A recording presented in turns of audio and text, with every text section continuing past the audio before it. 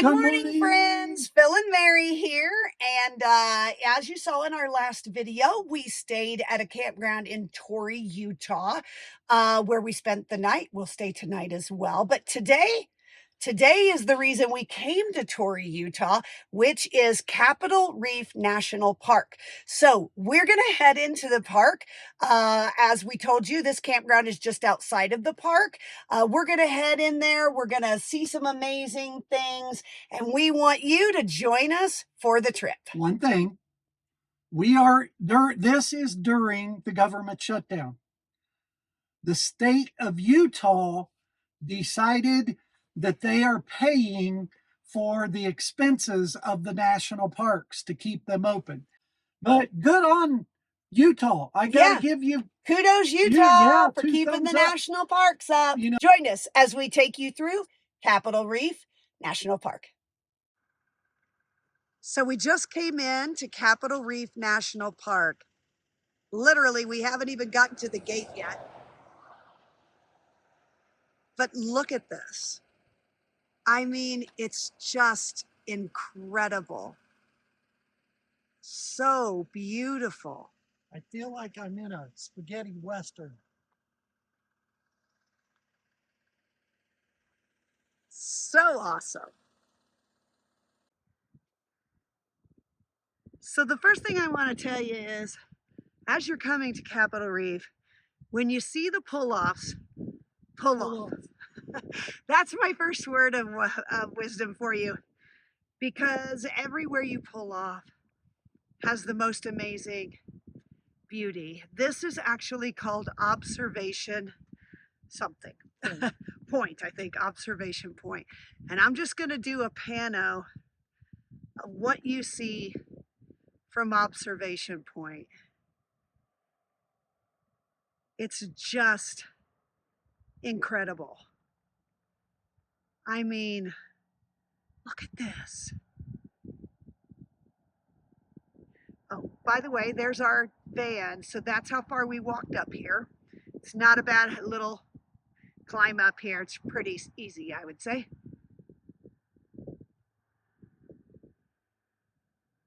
There you go. Just one of the many views from Capitol Reef at observation point. So this is the fluted wall. You see the sign there. And just look at this. And I'm going to zoom in because I don't think this does it justice. Look at the detail in that wall.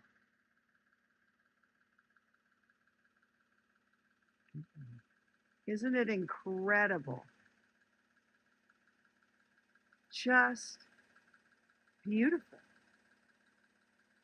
It almost looks, and I'm going to zoom up here. When I look up here, it almost looks like someone has taken a chisel and chiseled that out. And these are just natural rock formations.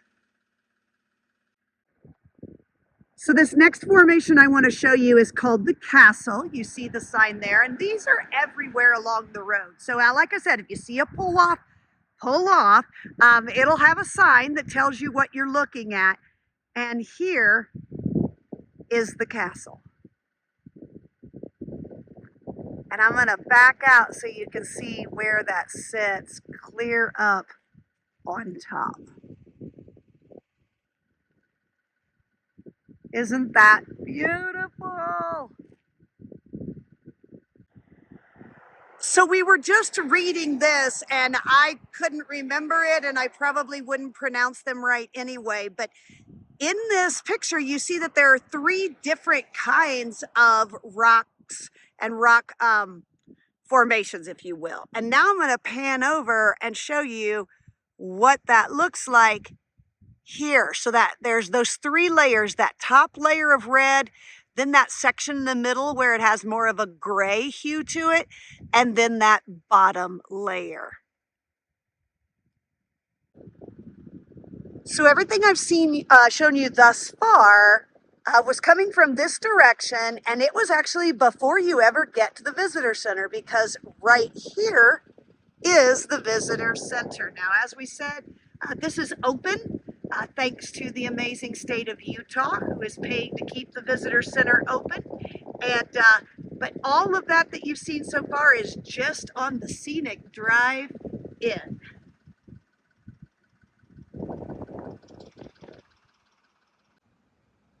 We're on our way to Gifford House, which we've heard has great food and homemade items. And we're driving along the road, and look at these little fellas. These are mule deer. Just right here along the road for you to say hi.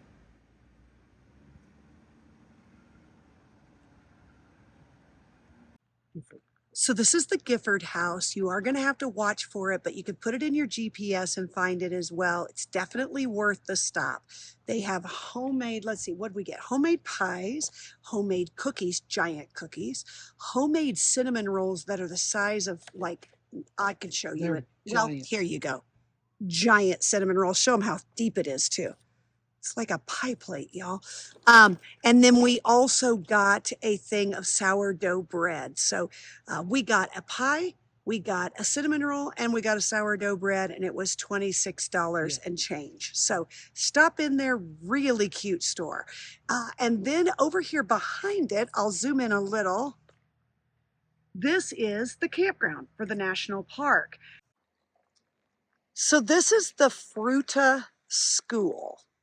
And Fruta was the community in this area of the national park.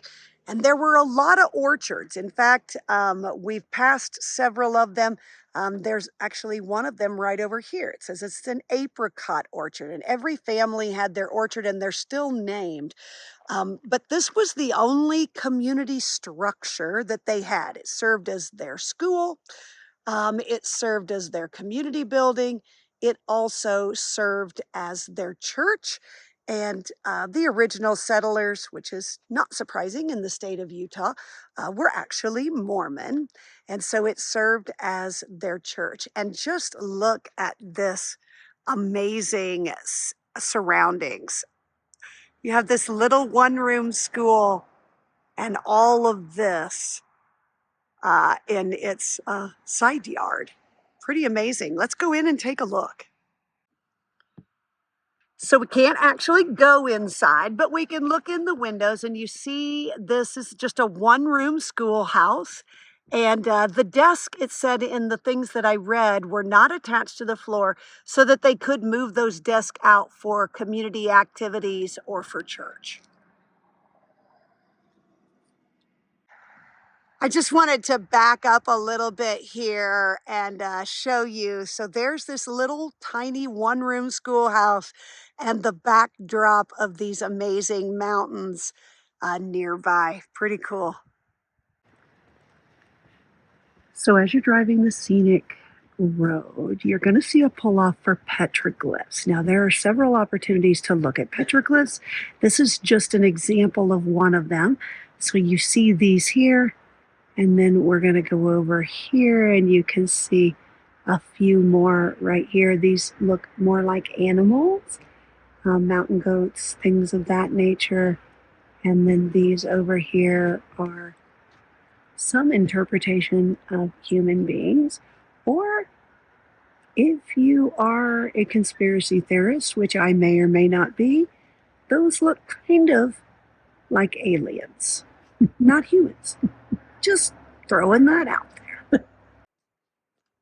We are now on the trail going to the Hickman Bridge. Just taking a little break here to show you the scenery. It's pretty amazing, and the differences in the rock formations or the coloration. And then you see this whole field of like lava rock. It's just incredible. So this hike is about a mile in, mile out. And it's a moderate, they said. We're doing okay. We are climbing in elevation, but we'll show you Hickman Bridge when we get there. So you'll come up a single trail, but at this point, you can actually go to 3 different trails. You can go left to go to Hickman Bridge, which is where we're headed. You can go 2 miles, that's 0.7 miles from here. You can go to your right for 2 miles and see the rim overlook, or you can go 4.2 miles to see the Navajo Knobs. We're going to head left and go towards Hickman Bridge. Well, we made it to Hickman Bridge. Here it is. There's a loop where you can walk through and see it from both sides. I'll try to back up here a little bit and let you see from the far side. So here we are at Hickman Bridge, and this is the incredible view on the backside. It's amazing. Absolutely amazing.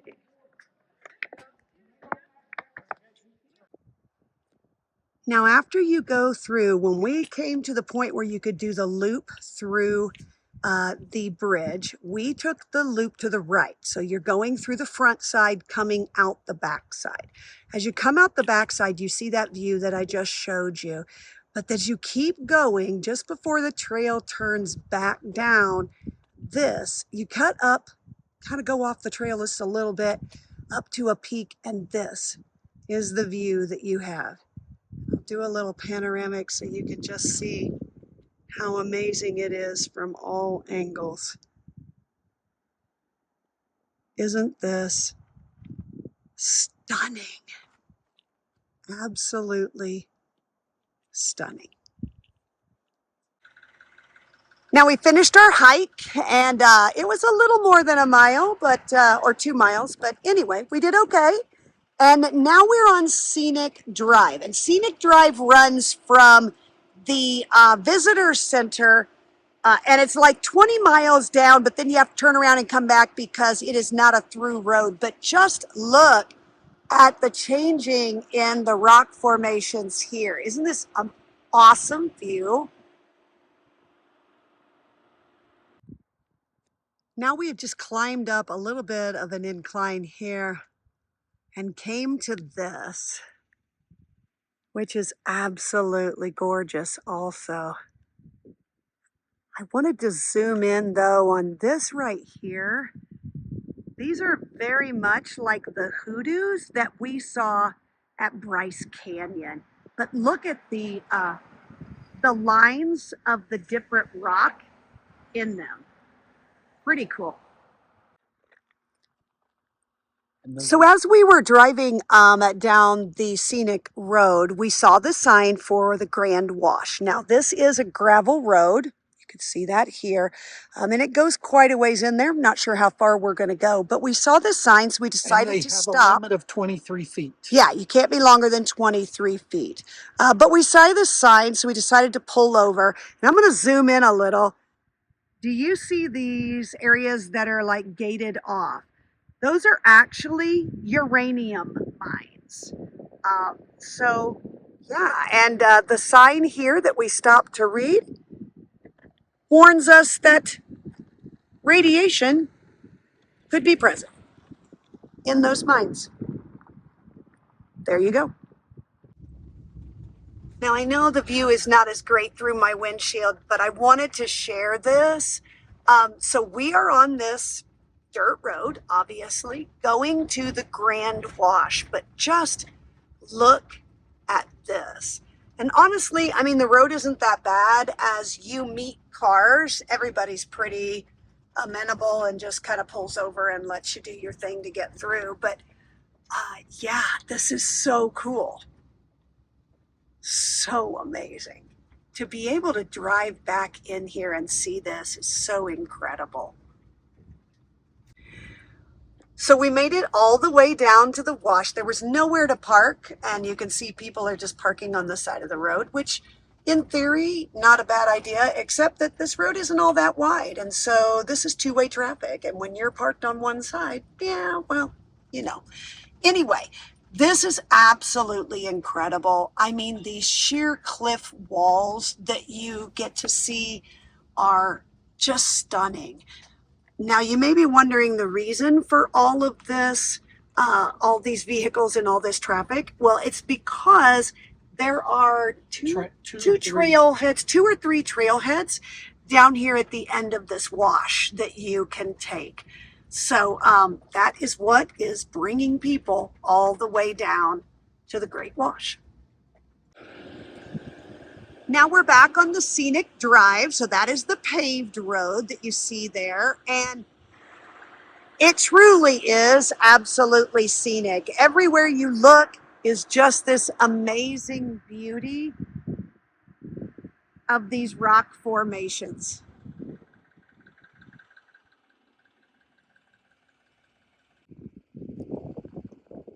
This area is called Slick Rock Divide, and we're not to the end of the scenic drive yet, but I would say we're more than halfway now.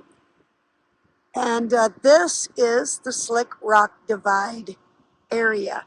I just think it's so fascinating that you have all the different colors of the rocks, right? From the red to the tan.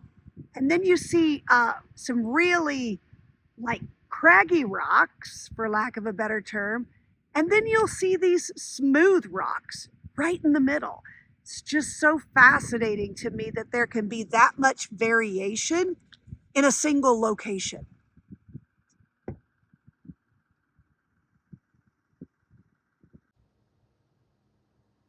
We are coming towards the end of the scenic road, and there was a sign that said road narrows because these rocks were here and they did not move them.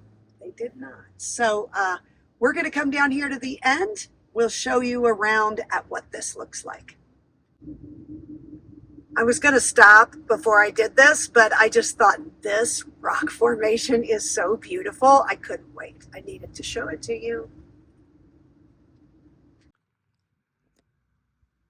So we've driven all the way down the scenic highway, the scenic road, and we've made it to Capitol Gorge. Now there's a place for parking here, there's restrooms, there's even some picnic areas, and this is a location where you can pick up 2 trailheads. You can hike in to Capitol Gorge, or you can actually, if you want to, zoom in, see right there? There's another dirt road that you can keep going in to the Capitol Gorge if you choose to. I think this will be our final destination for today. But you are surrounded by amazing beauty when you get here.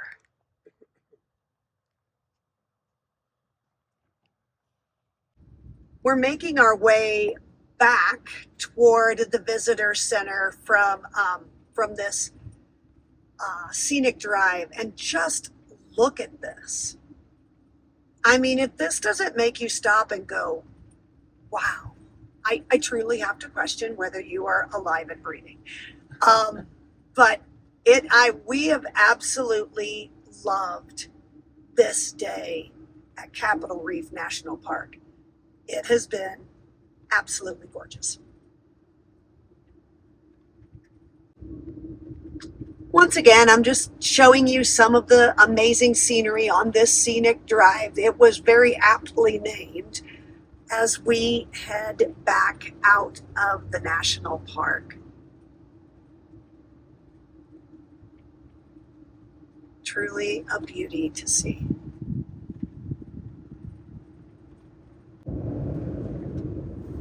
So we are now heading out of the national park, and I wanted to share one other thing with you.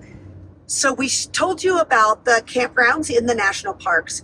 Well, the only place you can camp in a national park is in the designated campground. We were unable to get a site there, so we actually just stayed at a private campground just outside of the national park, maybe 10 minutes tops. But I did want to make you aware that there is a lot of BLM land just outside of the national park. And you can literally just pull off and park if you are self-contained like we are. So we actually could have just pulled off the road. They have plenty of these little pull-off areas where you can stop and you can park and you can spend the night camping. So if you are self-contained or you like to boondock, this is a great opportunity. And I will show you some of those just right up the road here. So here's an example of just this pull-off that you could do right here. and look at all the campers that are there. They just pulled up. They don't require any water, any sewage, any electric, so they're just boondocking on BLM land. And that is a great opportunity just outside of most national parks, is a lot of BLM land that you could stay at. BLM is Bureau of Land Management. There you go, Bureau of Land Management land. And there's a website. It's the Bureau of Land Management website. If you go to that and you put in an area, much like the national parks, it'll show you what's in that area, and it'll show you if there's opportunities for staying out, dispersed camping, boondocking, whatever you want to call it. Now I'm doing things a little bit backwards here, but I think it's important, so I'm going to do it anyway. When we came in to Capitol Reef, we came in after work. We left work at 5 o'clock on Friday, and we drove down here, and it was with traffic, it was about a 4-hour drive. So needless to say, when we arrived, we were driving through this area in the dark. And I will tell you, it is so dark out here, it's pitch black. You can't see anything around you. And all of this is the view that we drove by in the dark and didn't even get a chance to see. So the neat thing about coming out here to Capitol Reef is that you're going to start having beautiful views even before you get to the national park. Now, because we did come in here in the dark, there are a couple of things I want to make you aware of. First of all, there is a lot of deer on this road. So you have got to be alert. I would say probably that we saw, and these were close to the road, we probably saw maybe a dozen. Well, we saw probably 5 different groups. Yeah, 5 or 6 different groups of deer. And that was just on this road from Interstate 70 to Torry. Correct. From Interstate 70 to Torry, we saw probably 5 different groups of deer, and some of them standing very close to the road. So I would encourage you to, if you're coming out here at night, please be alert. I would hate for anything bad to happen. Now, this is again something we did not see. There is a whole herd of buffalo right here. This is called the lodge. We did see the sign for the lodge when we were coming in, but we couldn't really see what it was, and it looks like it is a buffalo ranch. One other thing I want to mention about this road is that periodically on the road, you will see a sign that has a cow on it that says, watch for cows, cattle crossing, or open range cattle grazing. That means there are no fences to hold these cattle in. They are just wandering, and sometimes they might even cross the road. So I just want you to be aware of that. During the day, it's not that big of a deal. I mean, you obviously, could see things during the day and be prepared for them. But at night, like we did when we came in, we arrived at 9 o'clock and we were driving in very, very, very dark area. You don't see that stuff. You just have to be much more aware. But one last thing I want to say about being out here in this area of Capitol Reef at night is I encourage you to stop and look up. Because the first night we arrived, we got here, we got pulled in, we got hooked up, we walked out and just looked up at the night sky. And I'm telling you, there is no city lights to inhibit your view. And you are just able to see every single star. Now here is that open range sign, and it's even flashing to let you know there could be cattle anywhere out here. So it's really cool. I hope you'll come and check out Capitol Reef National Park near Torry, Utah, because we think it is pretty cool.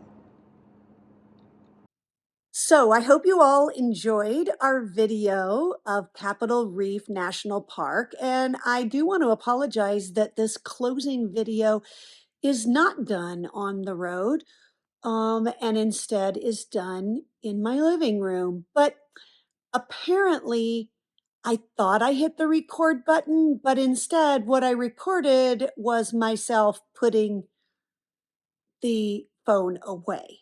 So, you know, user error, it happens. But we had an amazing time at Capitol Reef. We absolutely loved the national park. We really hope that you will check it out as well. Like we mentioned, there are 5 national parks in the state of Utah. Those are Capitol Reef and Bryce Canyon, which we've been to already. We stopped at Bryce Canyon, if you'll remember, on our one of our last days, moving here from East Texas. So we did Bryce Canyon. Now we've done Capitol Reef. There are 3 more that we need to hit. One is Arches National Park. One is Zion National Park. And then the 5th and final one is Canyonlands National Park. So we'll be hitting those as well. So keep watching. And then we're also going to hit a few other national parks that are well within driving range of Salt Lake City, which is one of the things that we were most excited about in moving here. So stay tuned, keep watching. As always, we're Hendrick Home on the Highway, and we'll see you down the road.